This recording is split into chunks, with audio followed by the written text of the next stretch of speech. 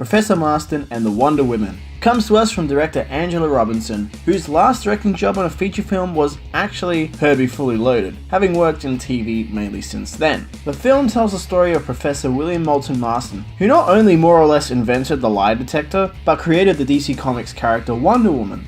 But it not only tells the story of Marston, but involves the women who inspired him to create the character the world knows and loves. It's a very interesting story that I don't think a lot of people know about, and it is worth noting that since the film has released, the Marston estate has come out and said that the film is a bit more fictitious than true to the original story. But nonetheless, the film Angela Robinson has directed is really quite beautiful and moving. The film is more or less told retrospectively as Marston, played incredibly well by Luke Evans, discusses the creation of the character Wonder Woman to someone who's basically in charge of what children at the time are allowed to see and read in comics, where National Comics, which would later be renamed DC Comics, have caught flack for the ways Wonder Woman would use her golden lasso on people, which is essentially bondage. The censors have an issue with this, and they want the bondage and sexuality of the comic removed. And here we really come to what the film is really about. Rather than be a complete biopic on how Wonder Woman came to be, we're focused on how the people involved in her creation formed a relationship and became the inspiration for the character.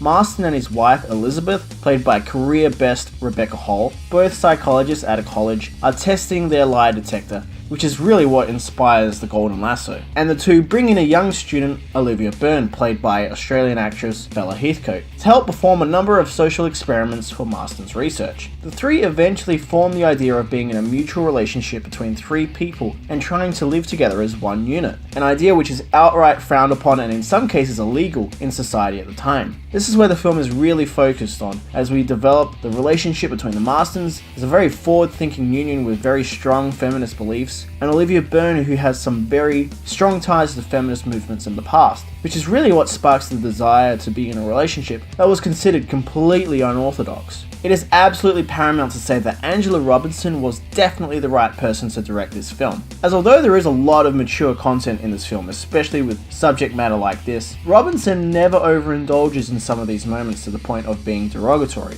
Having a different perspective to the sex scenes and material really helps elevate the film to being something that in someone else's hands may have come off as disrespectful. But the drama is really in these three characters trying to be in a loving relationship that the world is ultimately shunning. And we have a number of times where Elizabeth Marston, who is portrayed as being a very independent and headstrong woman, is the one to make the dominant decisions in the relationship and tries to remove Olivia Byrne from the equation, while instead William Marston is very much the glue of it all and helps keep everyone together despite what the world thinks of them. Olivia Byrne is purposely portrayed to be overtly beautiful and pure of heart, which when Will Marston combines the qualities of both women, in his eyes creates the perfect woman, his inspiration for Wonder Woman. In building the relationships between the three characters, we really get to fall in love with them, despite the very experimental nature of their relationship, which is portrayed over a number of years. Where the film can falter is in its pacing and portrayal of time.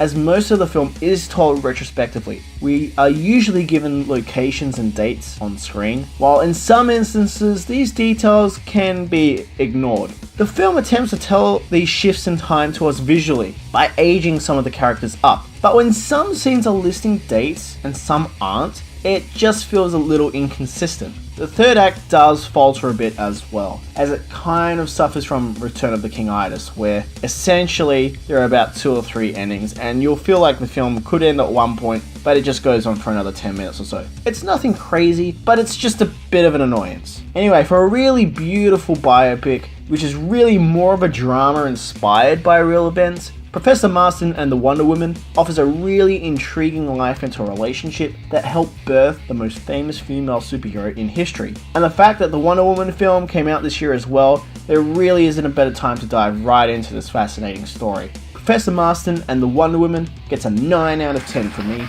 Guys, I hope you liked this review. If you did like this review, do remember to hit the thumbs up button and leave a comment down below in the comments section. Have you seen Professor Marston, or are you planning to see the film? Do let me know in the comments section. If you'd like to subscribe to the channel, do hit the subscribe button with the little bell next to it, which will remind you of when the Mono Report uploads new content. And don't forget, you can follow the Mono Report on Facebook and Twitter at the Mono Report. Thank you so much, guys. Don't forget to stay right here for your Mono Fix. Bye, guys.